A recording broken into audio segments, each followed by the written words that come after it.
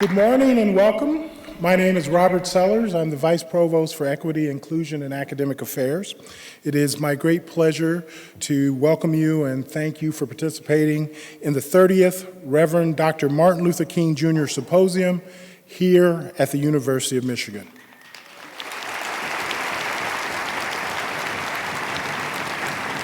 This year's theme is Who Will Be Next? The Reverend Dr. Martin Luther King Jr. Symposium represents one of the largest celebrations of the life, achievements, and legacies of one of the most important individuals that this country has produced. The symposium consists of a score of events on our campus. Most of these events are listed in your program as well as on the MLK Day website. These myriad of events represent not only the deep reverence that the University of Michigan community has for Dr. King's dedication to hold this country to the promise of a higher standard, but these events also showcase the diversity in the ways in which our various communities choose to honor Dr. King's legacy, and do so also display the many talents that this university community has. I invite you to attend and participate in as many of these programs as you can. This morning, we are here in historic Hill Auditorium, where in fact, the Reverend Dr. Martin Luther King Jr. himself spoke to the University of Michigan community back on November 5th, 1962. We're here this morning to listen to our distinguished speaker, the renowned race and gender justice activist, Naomi Tutu, delivered the 2016 MLK Keynote Memorial Lecture. Ms. Tutu and her family have been consistent, powerful voices for human rights across this globe for more than 5 decades. This morning's program also includes some inspirational welcoming remarks from our President, Mark Schlissel. Following President Schlissel's remarks, Channing Matthews, president of SCORE, or the Student of Color of Rackham, will introduce the U of M's Glee Club, who will perform for us. And then following what I am sure will be a stirring and sterling performance by the Glee Club, Ms. Tutu will be introduced by the African American Student Graduate Association co-chair, Grace Adolphi.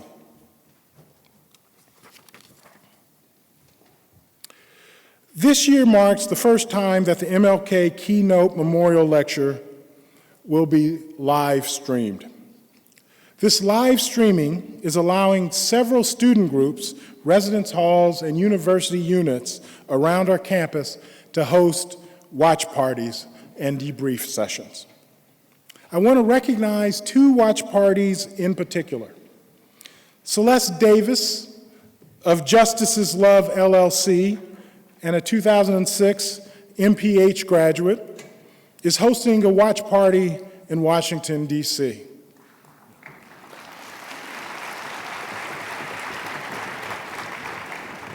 Also, Mara Carpinello is hosting a watch party in my hometown of Cincinnati. Hey.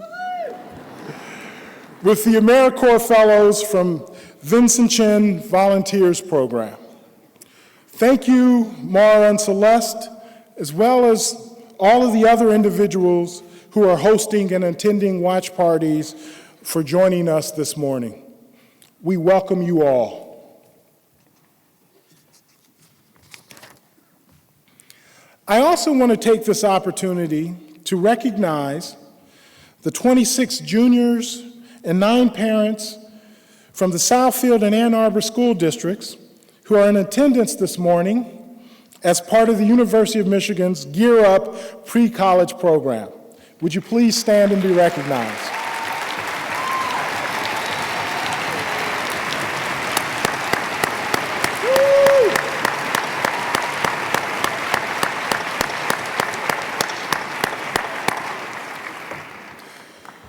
Now, without any further ado, let us move forward with this morning's program.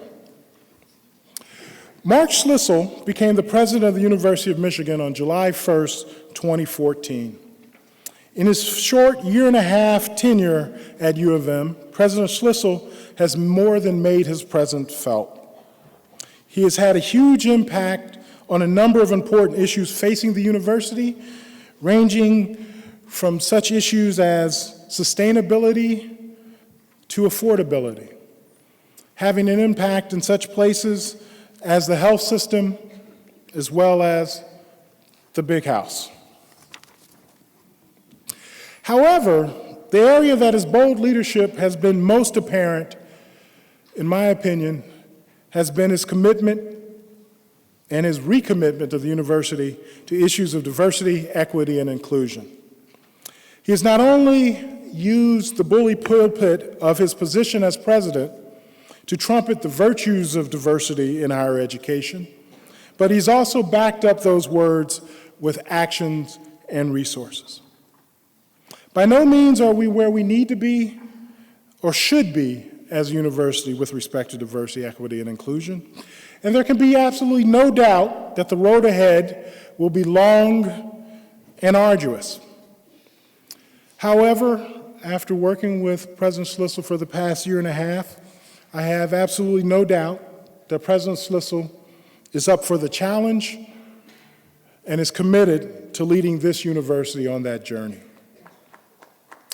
So it is thus my great pleasure to introduce to you the 14th President of the University of Michigan, Mark S. Schlissel.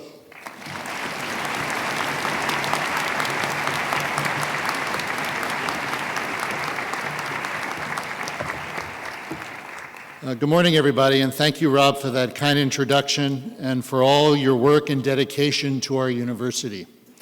I'd also like to thank everyone for joining us in one of the nation's largest celebrations of Dr. King's life and work. It's an honor to be here for the University of Michigan's 30th annual Reverend Dr. Martin Luther King Jr. Symposium. Our university is a place where traditions live and thrive, with influence that spans decades, unites generations, and enlightens our nation. This symposium is one such tradition at the University of Michigan.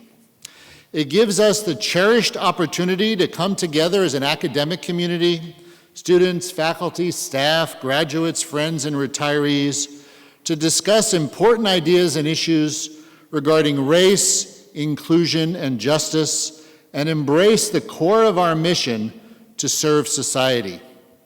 I want to express my utmost gratitude to the faculty, students, and staff across our campus who have made this symposium so special, including the University of Michigan Reverend Dr. Martin Luther King Jr. Symposium Planning Committee, the Office of Academic Multicultural Initiatives, our special guest, Nontumbi Naomi Tutu, and the individuals throughout our campus who are holding events as part of this symposium.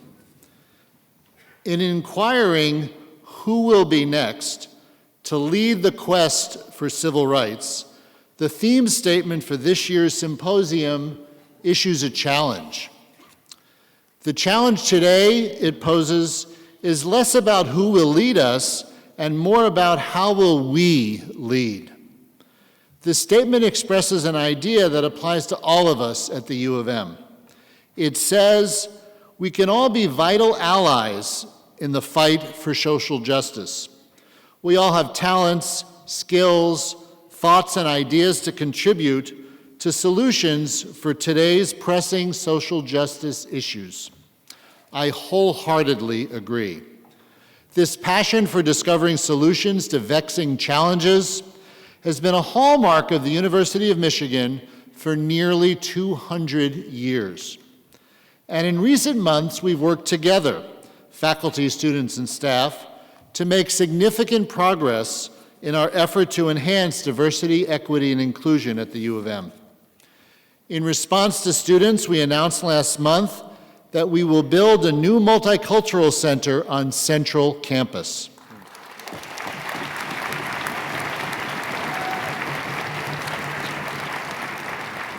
Our Diversity Summit in November brought together thousands of individuals from within our community and beyond.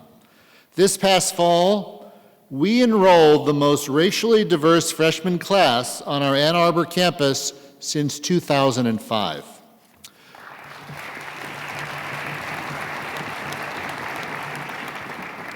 We've launched 2 new initiatives, Wolverine Pathways and the Hale Scholarship Program, that are designed to help us recruit talented students from communities of all different types throughout the state. We know there's much work to do, and I especially want to invite the students here today to get involved. Strategic plans for diversity, equity, and inclusion are taking shape in each of our schools, colleges, and administrative units. Students can get involved directly in their schools and colleges through the people who are coordinating the planning, and the list of these names of coordinators is available online. We want as many students involved as possible. Every voice and every point of view at the University of Michigan is important. We're engaging in this work during a tumultuous time in our nation's history. Millions of refugees have fled civil war in Syria and instability elsewhere around the globe, bringing controversy around the issue of asylum right here to communities in Michigan. Terror attacks in Beirut, in Paris, in San Bernardino, and elsewhere have killed and injured innocent people, and to make matters even worse, have been followed by Islamophobia here and abroad. Shootings of unarmed civilians during encounters with law enforcement have ripped communities apart. And racial strife on college campuses has exposed festering wounds and inspired students to protest. These are all difficult issues that we can only address by coming together as a community, by engaging in meaningful dialogue that is informed by our highest values and aspirations as human beings and as members of a thoughtful academic community. By rising above the false dichotomies and absolutist terms that pervade so much of the commentary around big issues. Too often, a willingness to compromise our values follows acts of terrorism here or abroad. While our shared values and protected rights give us the framework to thoughtfully address problems, fear can cause us to ignore or rationalize our way around these cherished principles. Instead of using our talent and creativity to propose, test, and enact solutions consistent with our shared values, fear would have us violate civil rights or target people of a particular race or ethnicity. For instance, some members of our university community, Muslim, Arab, and North African students in particular, have faced hateful messages following the recent terror attacks. Some have felt our community is not welcoming or is even hostile to people of color, that Michigan students don't all have an equal opportunity to thrive on our campus. We've heard this from African American, Asian American, and other members of our community. I'm proud that organizations, including the Black Student Union, are helping us work constructively to live up to our highest values. We cannot reach our full potential as a university when there are so many among us who are experiencing this community this negatively. We must do better, and we will. Racism and discrimination have no place on our college campuses.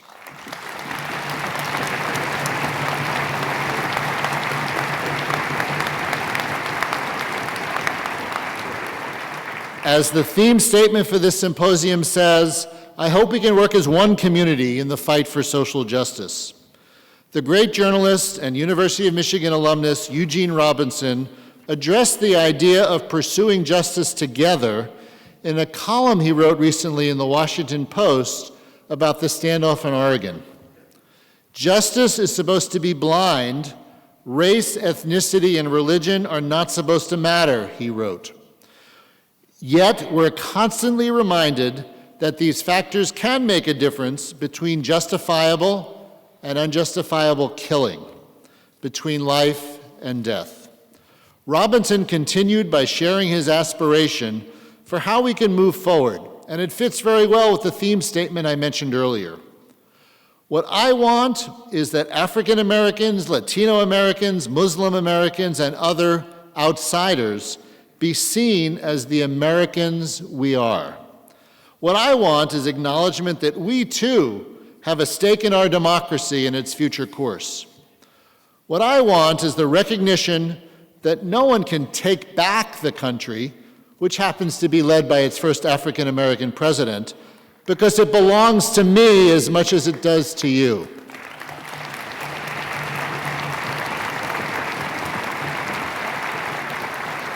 Thank you very much. It's now my pleasure to introduce two of our outstanding students. First, Grace Adafoli, who in a moment will introduce our keynote speaker. Grace is a master's student in both social work and public health. She co-chairs the Graduate African Student Association and has served on numerous social justice and human rights committees on and off our campus. Her research and work focuses on global health disparities and human rights. Now I introduce this morning's special performance. To introduce this morning's special performance, I welcome Channing Matthews to the stage. Channing is a doctoral student in the combined program in education and psychology, where she studies the influence of racial identity on academic achievement. She serves as the president of Students of Color of Rackham, a graduate student organization that builds community and pursues social justice efforts for students at the University of Michigan and beyond. Please help me welcome Channing Matthews.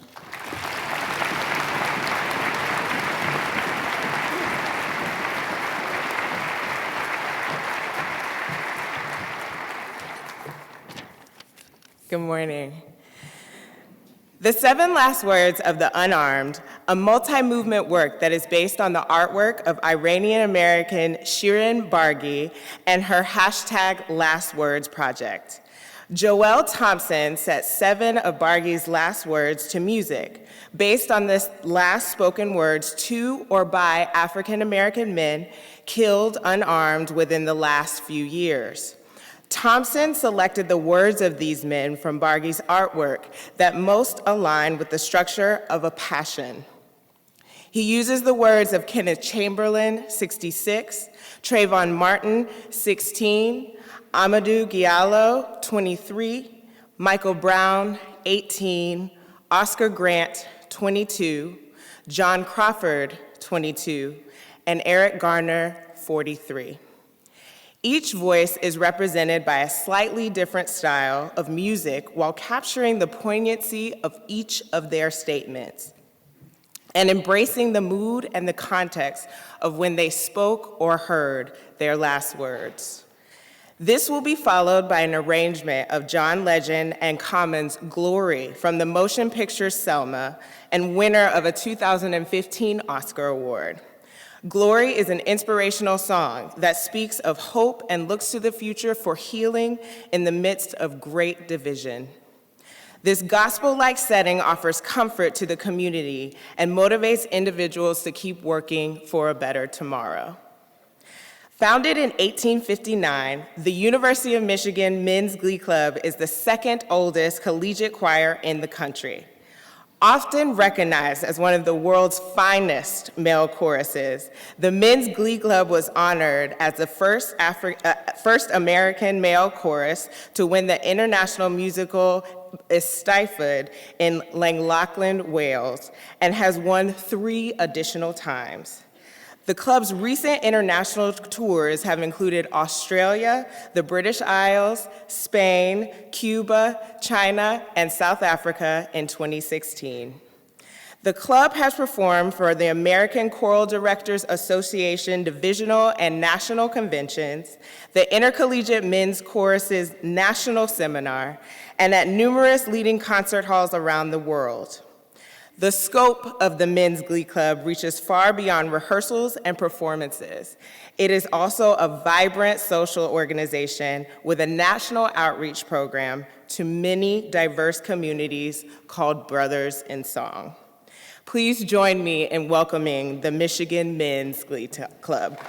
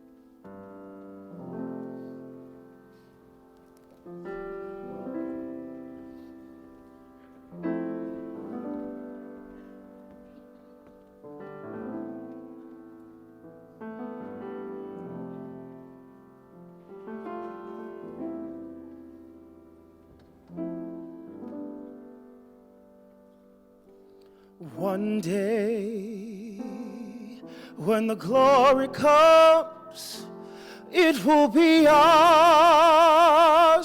It will be ours. Oh, one day, when the war is won, we will be sure. We will be sure. Oh, glory.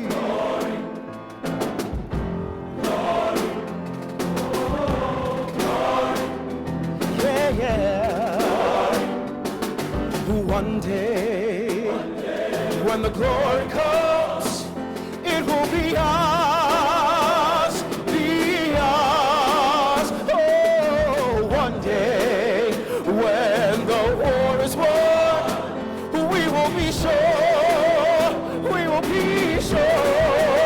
Oh, glory, what I said.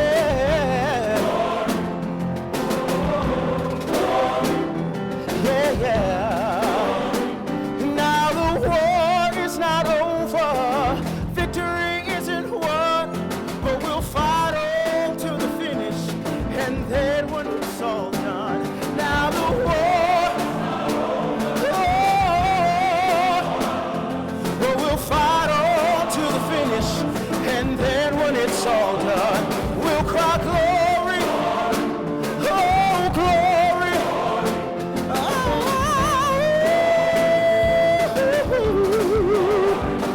We'll cry glory, oh glory,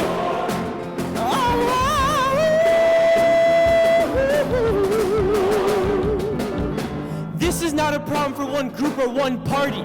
Each person must strive to end what was started. MLK had a dream of a table where we'd all sit. And moving toward this dream, we cannot quit. Each man and woman deserves their justice. You can't believe that it's just us who's being persecuted. Everybody's got a story. I know one day everybody's gonna see the glory. The glory is us, united as one. Now the hate, ignorance, judgment, or guns can win this war against division or discrimination. Can't you see the greatness that's in all of us? Especially when we give love, honor, and trust. So let's stop this abomination and start loving as one, caring as one, giving as one, growing as one, healing as one. Yeah, that's right.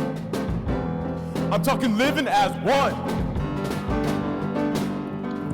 One day, when the glory comes, it will be ours, it'll be ours. Oh, one day, when the war is won, we will be sure, we will be sure. Oh, glory.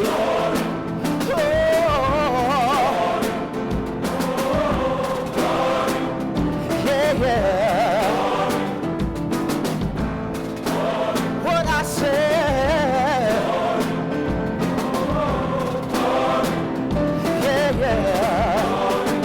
Now the war is not over, victory isn't won, but we'll fight on to the finish, and then when it's all done, now the war, but we'll fight on to the finish, and then when it's all done, now the war, now the war,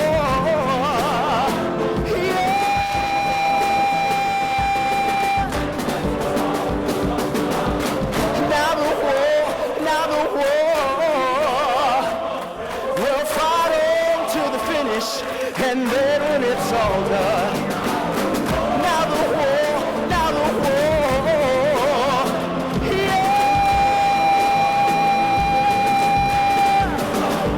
we'll cry glory, victory isn't won, but we'll fight on, and then when it's all done, we'll cry glory, oh glory, oh.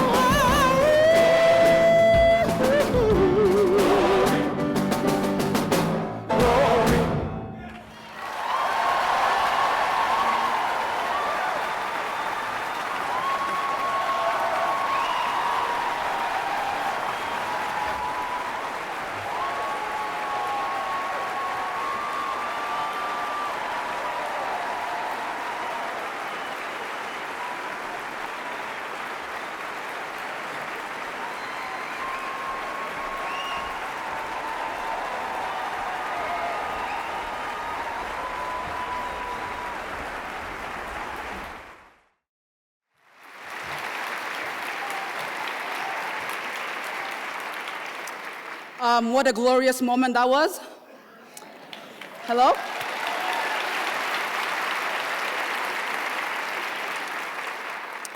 You guys all look lovely, even though I can see your faces. Welcome staff, faculty, students, administrators, community members to the 2016 Martin Luther King Jr. Symposium. My name is Grace Adofoli, and as a Black diaspora woman myself that has rooted her feet in 2 different soils and fights for justice, I believe the fight for justice does not begin just on Capitol Hill. It does not begin just on the streets. It does not begin just in closed rooms. It begins with the good work of the heart. I believe justice, thank you. I believe the critical and significant work of love, untouchable, unmanipulated by human being, of love can move individuals to step across the street, to greet their foreign neighbors, to touch their foreign neighbors, to hold hands with their foreign neighbors, to eat with strangers. That's untouchable love, unconditional love that is possible for all of us if we make the work, if we are willing to do the work of love. It begins with all of us. It begins in the churches. It begins in our communities. It begins at our work. It begins on the streets. It begins in our bedrooms. It begins in the bathroom. Yes, it does. With that work must begin now. It must begin tomorrow. It must begin with generations after us. We cannot wait for the next generation to come and do the work. It begins with all of you guys in this room today. With that, it is my distinctive honor to introduce our keynote speaker for this year, Nuntumbi Naomi Tutu, a woman that has carved her name in the history books, not based on her dad's legacy, not based on what you defined her as, but based on one that she has created her own, that she can call her own. However, it is fair to note that Naomi's passion and drive to fight for human rights and justice has been significantly influenced by her father, Desmond Tutu. It is also fair to note that greatness is not born, it is cultivated.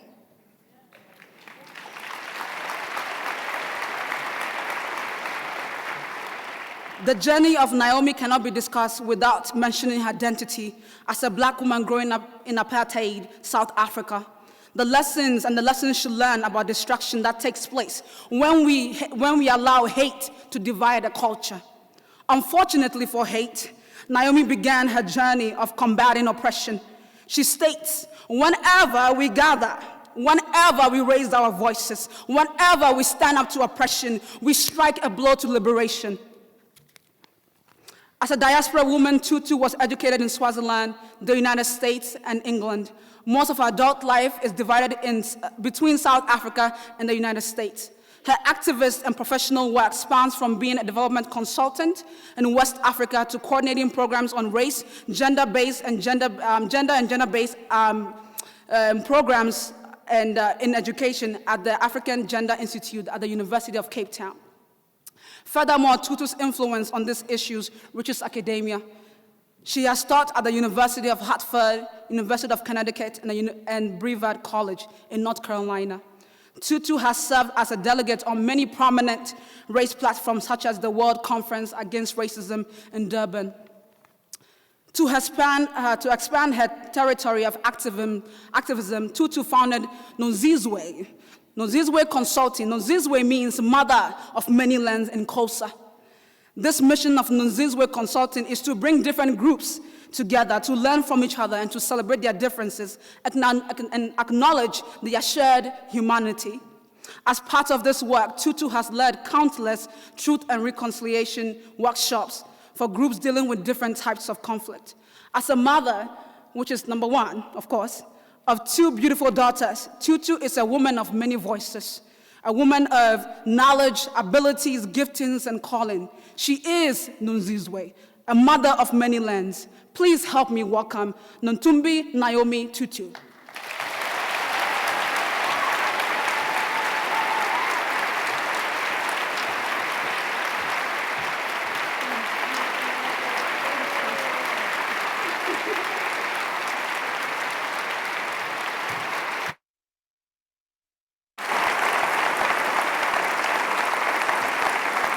Thank you.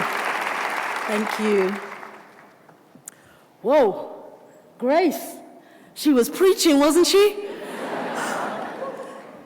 Thank you so very much. It is more than an honor to be part of this 30th annual Martin Luther King Symposium here in Ann Arbor. Before I start, though, I have to say that I find myself now knowing the definition of cruel and unusual punishment. And that is to be asked to follow your men's glee.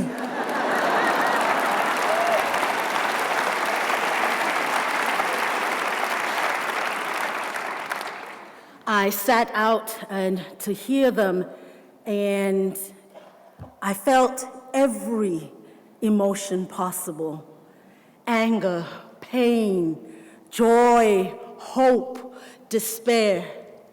Thank you, Glee Club.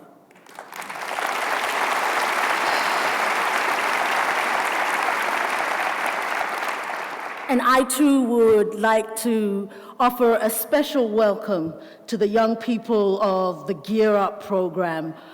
We had a couple of minutes together earlier, and I know that our world is in great hands because I met you. Thank you.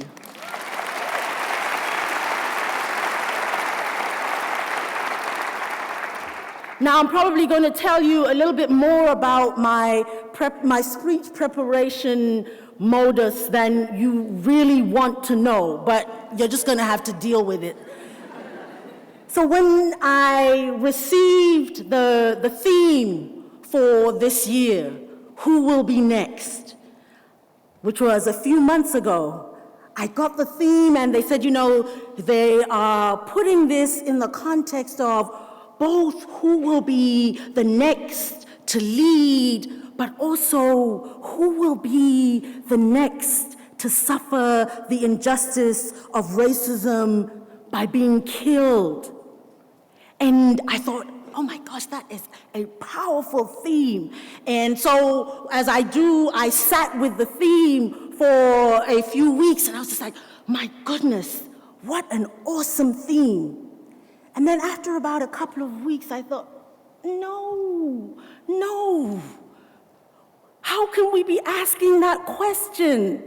How can we be saying who will lead and who will be killed? Really? No, we shouldn't even be asking that.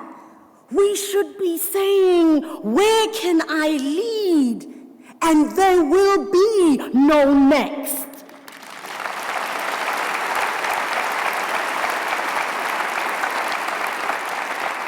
And so I was thinking, okay, so now how do I do this diplomatically? Because clearly, you know, they thought about this theme, right? And it was empowering to the young people who sat and thought this through. So I have to come at this in a way that doesn't say, I don't like that question, right? And then they sent me their theme statement. And if I were more flexible, I'd have been doing cartwheels in my house when I read that statement, because it was very clear that in asking the question, they actually were not asking the question.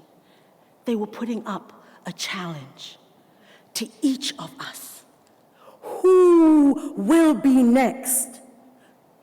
Maybe what we should be saying is, we are all next, and we refuse to allow anyone else to be next.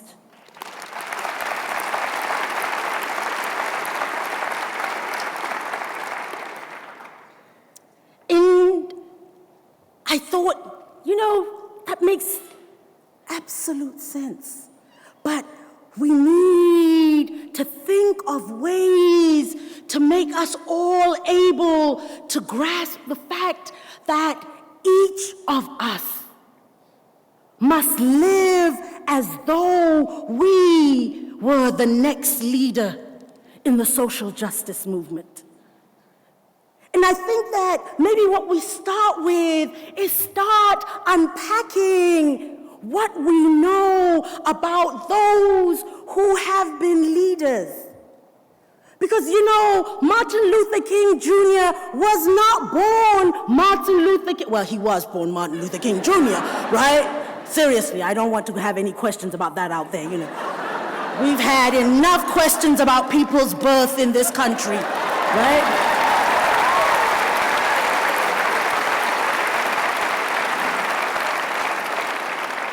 So, he was not born a leader of a civil rights movement. He was not born a Nobel Peace Prize winner. He was not born an amazing orator. He was born a human being who looked at the world in which he lived and said, "This isn't right." And he said, "This isn't right, and I have to be part of those who make it right. I have to use the gifts that I have been given. I have to use the challenges that I have experienced. I have to use my life experiences, my connections, my journey to be one of those who makes it right." And did you notice I said he was born a human being? Now, I don't know if there's anybody in this room who could not raise their hand if I asked the question, were you born a human being? Yes. Were you born with gifts? Yes.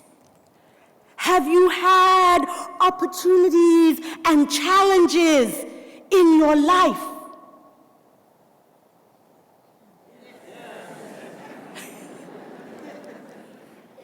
Do you see that our world is not right? Do you want to be amongst those who make it right? Yes. So that is where we start. That is where we start, is in recognizing that it is not right. It is not right that a 12-year-old can be playing in the playground and 30 seconds later, he is dead.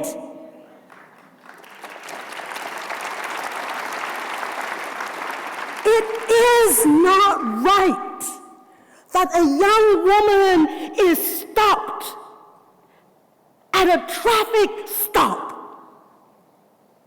and a few days later is dead.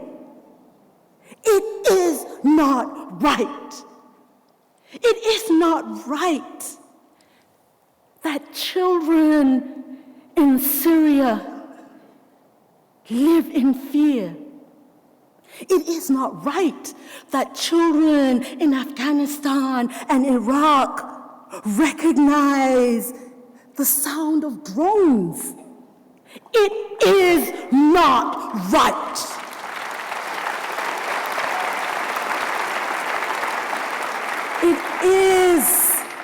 It is not right that people in Flint, Michigan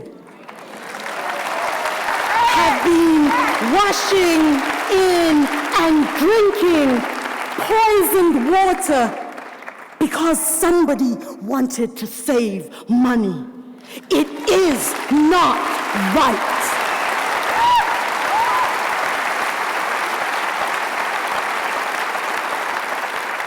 It is not right that a young girl gets thrown across a classroom by somebody who is meant to be in school to keep our children safe. It is not right.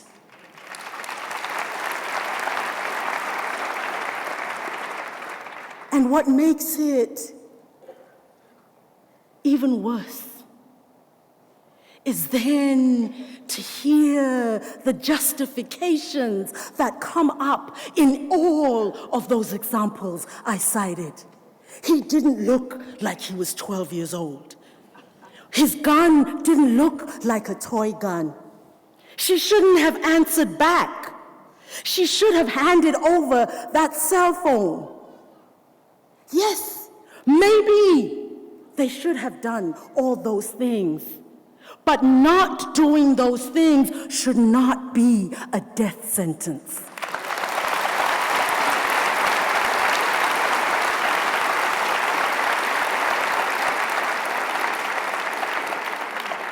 It is not right. It is not right, let me tell you, as the mother of a black son, that each time he leaves my home, even when he's just going to visit friends around the corner, I tell him, call me as soon as you get there and let me know that you are safe. It isn't right that when I send my child off to college, I have to say to him, if you get stopped by the police, call somebody and keep your phone open the whole time. It isn't right.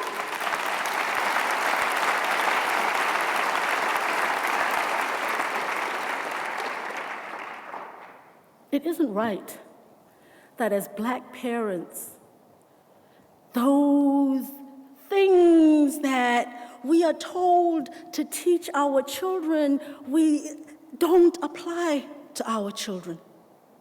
Because when my children were growing up, I took them to those child safety workshops run by the Y and other organizations that say to young people, if a stranger comes up to you, yell, scream, fight, do whatever you can so that people pay attention to what is happening to you.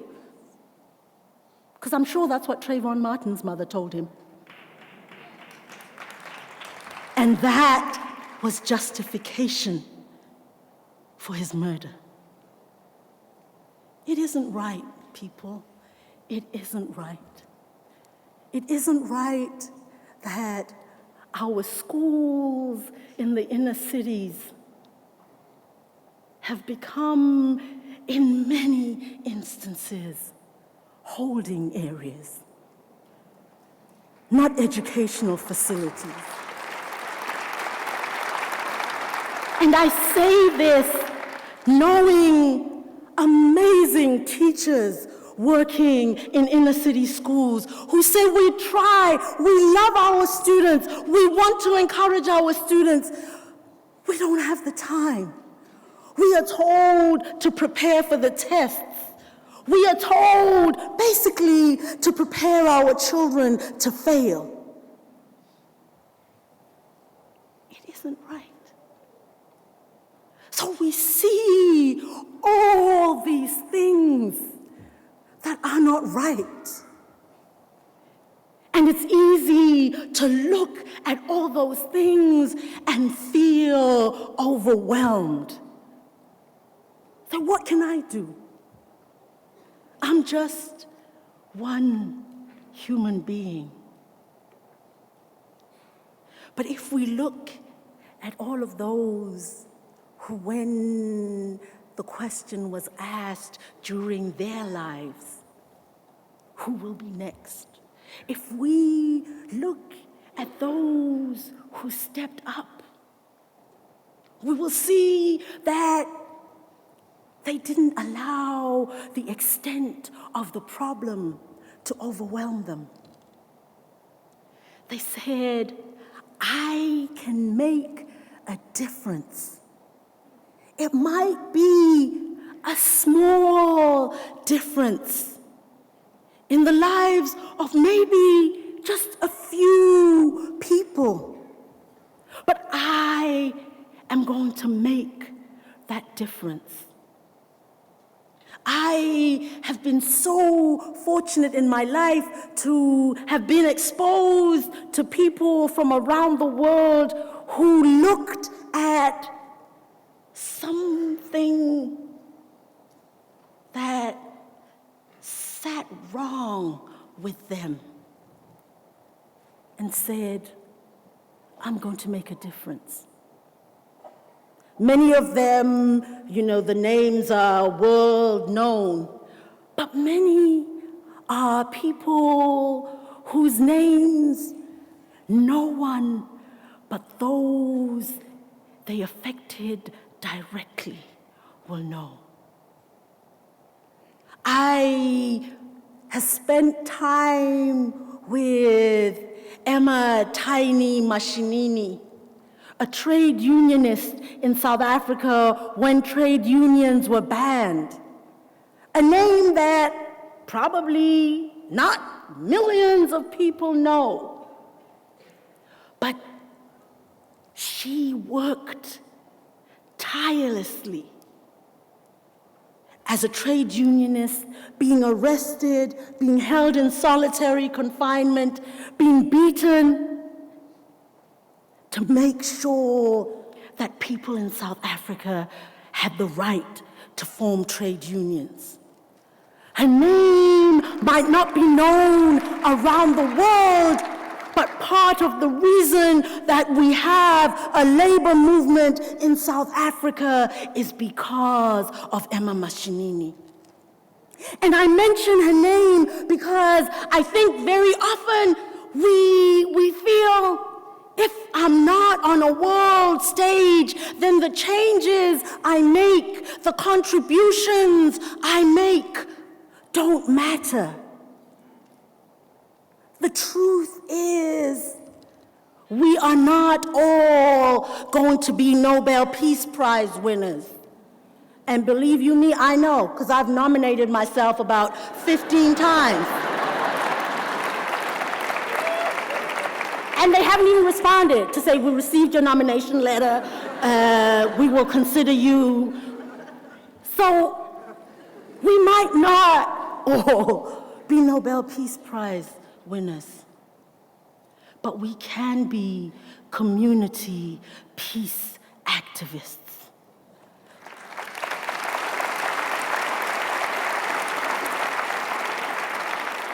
We can decide that we are not going to be silent in the face of injustice.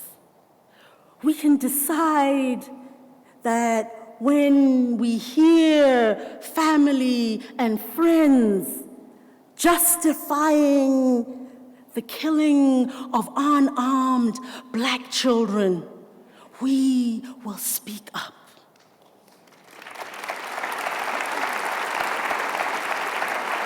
That we won't allow people to say Black children are not children, that they're thugs, that they're big for their age, that they look scary, that they're demonic. That's my child you are talking about.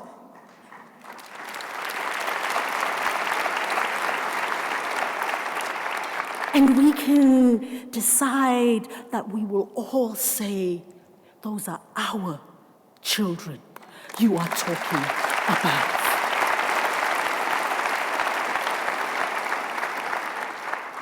We don't all have to be world-renowned. We can be locally appreciated.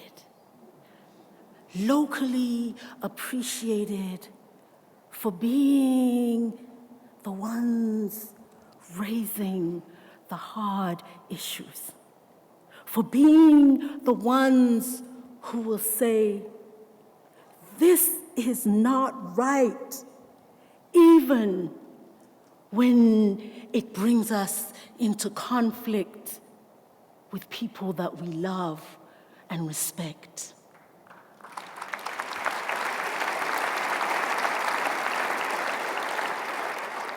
We can be those who are locally appreciated, because we decide to speak to those whom our community tells us are those suspicious others.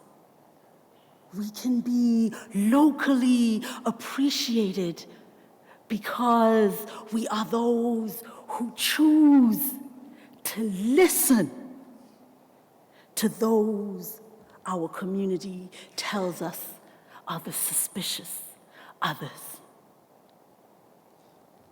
I am not one who buys into this idea that we are all the same. We are not all the same.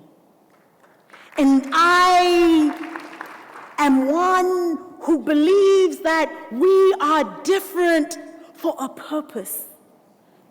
That our world needs our differences. Our world needs the diversity of the human experience, the diversity of the human mind, the diversity of the way we see things in order to build a just world. Out. Are you okay?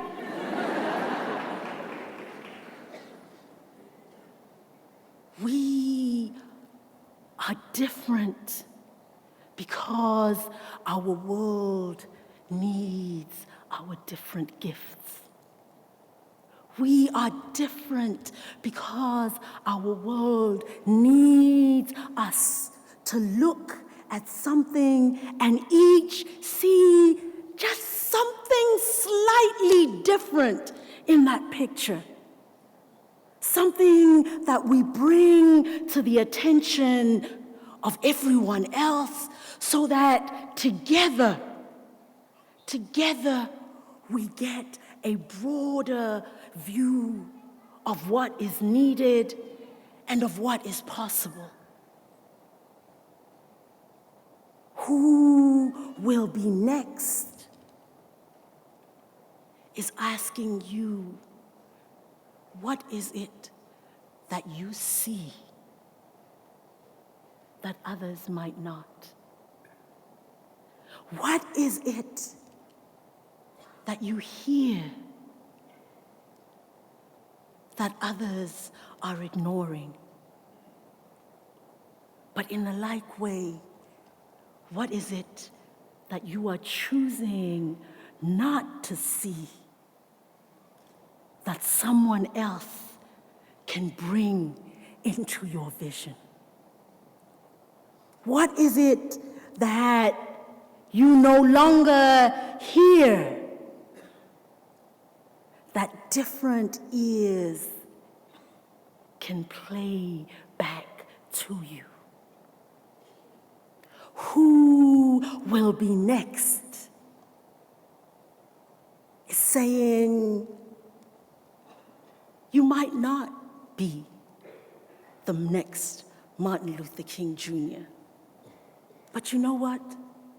Maybe our world doesn't need the next Martin Luther King Jr. The world needs the next you.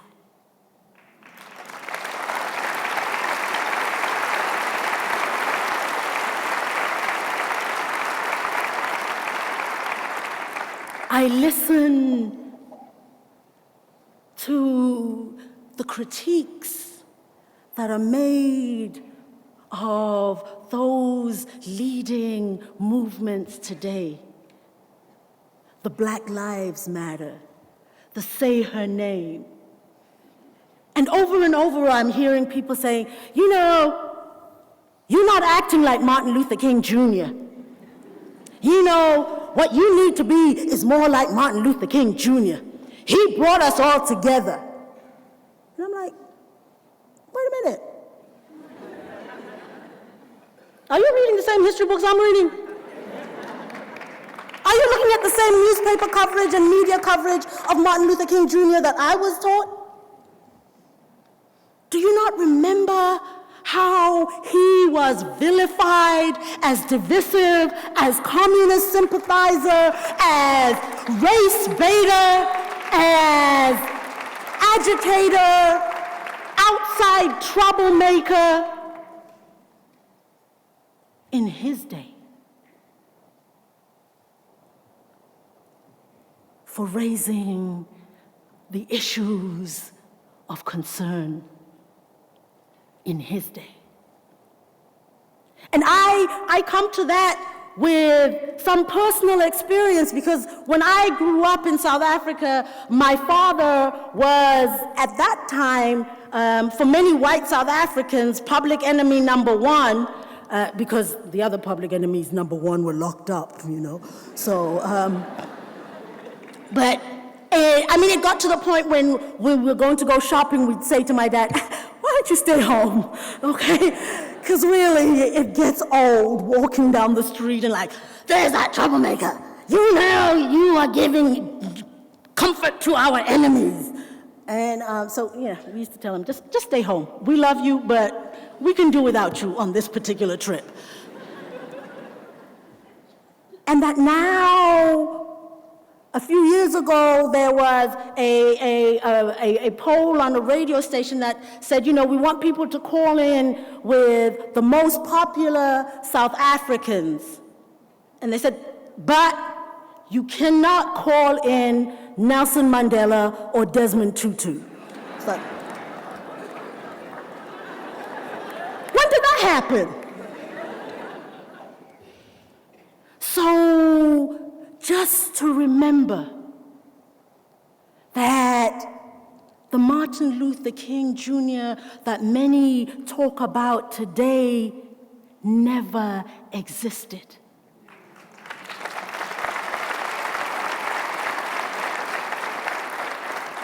He was a man who challenged. He challenged the racism in this country.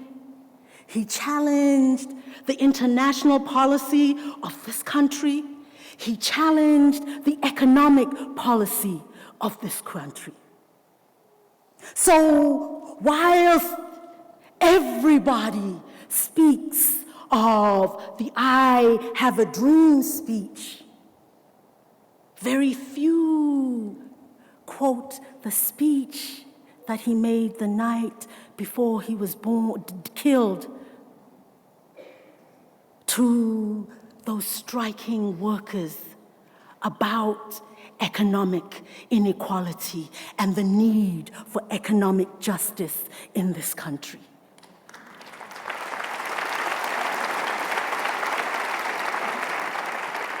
Very few quote his letter from a Birmingham jail where he challenged his fellow church leaders, saying, I see you as fully human, and I insist that you see me and mine as the same.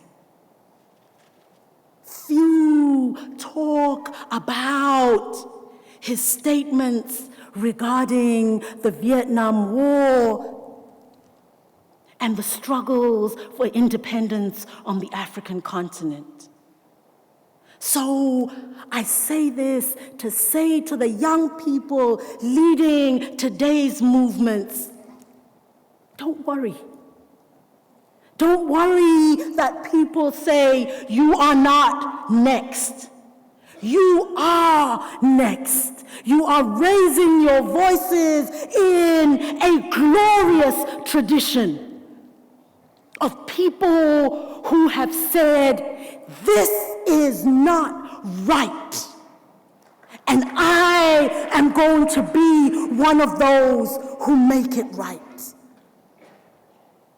I stand in front of you today as someone who often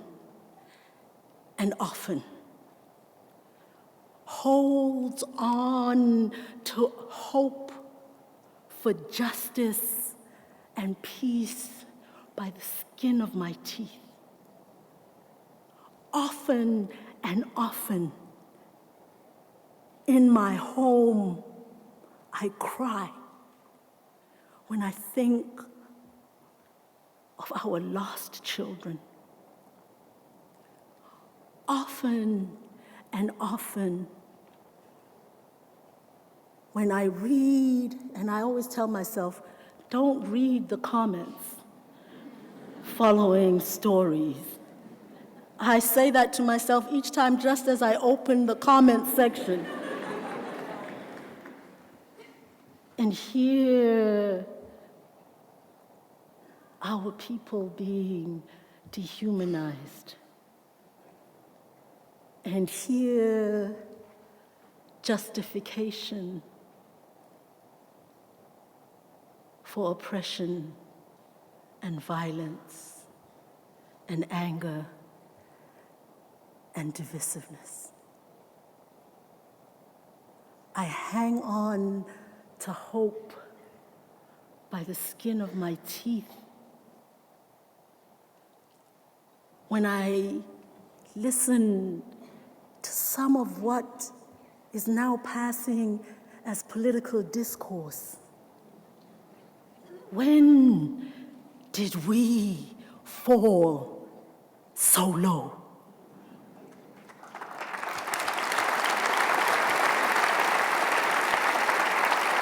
That we accept hate as political discourse. I hold on to hope by the skin of my teeth. And I'm able to hold on to hope because I see so many not waiting to be asked who will be next. I see so many being courageous enough to put out their hands to those who would dehumanize them. I see so many who say, I know our world can be better. And here, where I am, is where I will make a difference. I see mothers in Nashville who have come together to say, as mothers, we have to say each and every child in this community is our child, and therefore each and every child in this community deserves to go to bed feeling safe, being fed, know that they're going to school where they will be educated, and not simply held until they are sent to prison. I see police officers who say, I am not willing to be silent and justify extrajudicial shootings by other police officers in the name of loyalty. I am going to stand up and say, as a good policeman, that you give us a bad name. I am not simply going to be silent.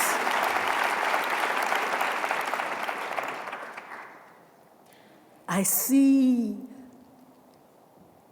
a professor who says, I am going to wear a hijab to my classes to show that I stand in solidarity with the Muslims in our country and in our world, because I am not going to be silent in the face of Islamophobia.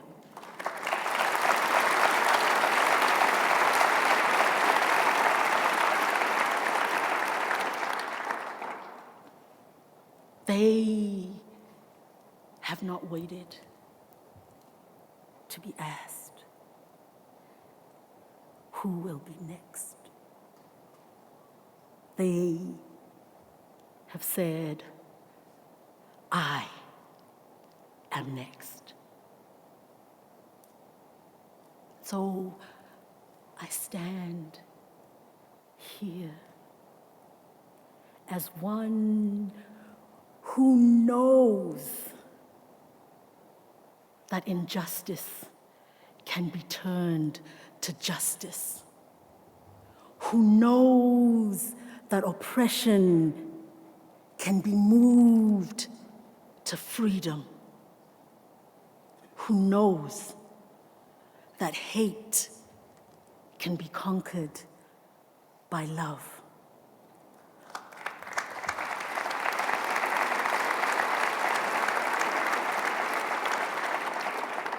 And I stand here asking each one of you, please, will you be next? Please, will you be next? Thank you.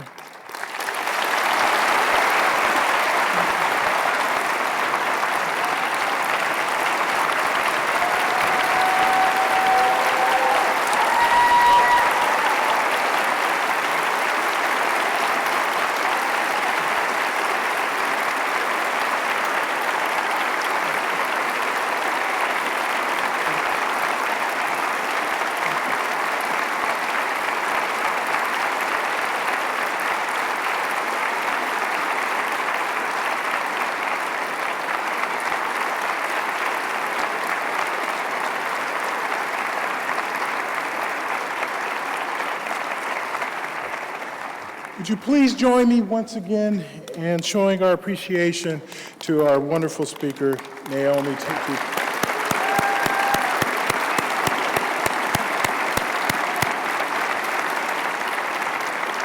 Clearly, her remarks were both food for thought, but most importantly, I believe, food for the soul. Before we leave today, I want to take this opportunity to acknowledge and thank some special individuals whose tireless work and energy and dedication has allowed us to participate in not only this wonderful program this morning, but the many other events that are taking place as part of the MLK Day Symposium. So first, I'd like all the individuals who are involved with the planning of your local unit MLK Day events to please stand.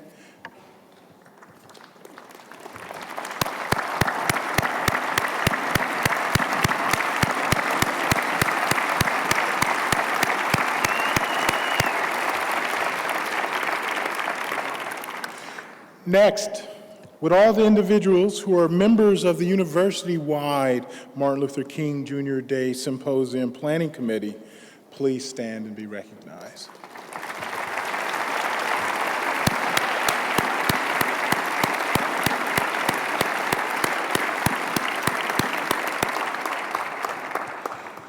And finally, last but not least, I'm going to call out Mary Taylor and Loomis Hilaire.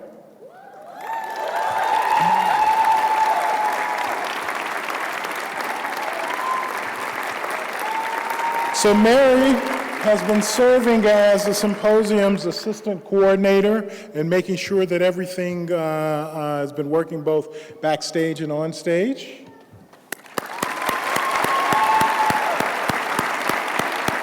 Whoa,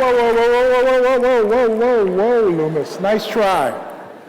I also want to take this opportunity to personally thank Dr. Loomis Hilaire for his tireless leadership in organizing these events and working with the planning committee and really making this event the exemplar for all of our fellow universities and pretty much any place else in the university.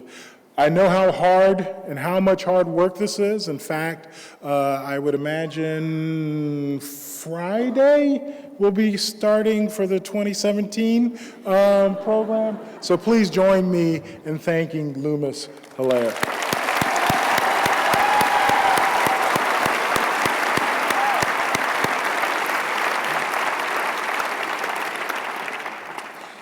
So as we draw this morning's program to a close, I want to leave you with this thought. So when the question, who will be next, is coupled with a picture in today's program of Dr. King being dragged to jail for his willingness to stand up for justice, it is clear that the question is a challenge. It's a challenge for all of us to stand up and be counted. However, if you replace the picture of Dr. King with a picture of Trayvon Martin, Tamir Rice, Tanisha Anderson, or the kids and children and the people of Flint, who will be next means something quite different. It's a clear warning that if one of us is not safe, then none of us are safe.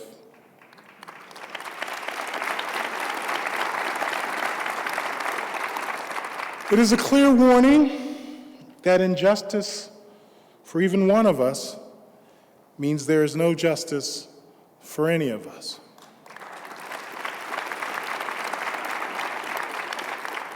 Along with that warning, we should also remember the warning that if there is no justice, there can be no peace.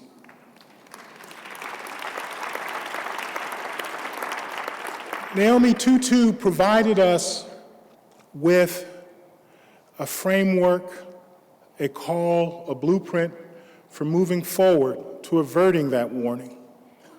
And that blueprint was very simple: seeing who is next as a challenge for all of us to stand up locally, to stand up proudly, to stand up tall, to make sure that there is safety for all, justice for all, and peace for all. So thank you very much for attending this morning. I invite you to attend as many of the sessions that are ongoing as possible. Take care.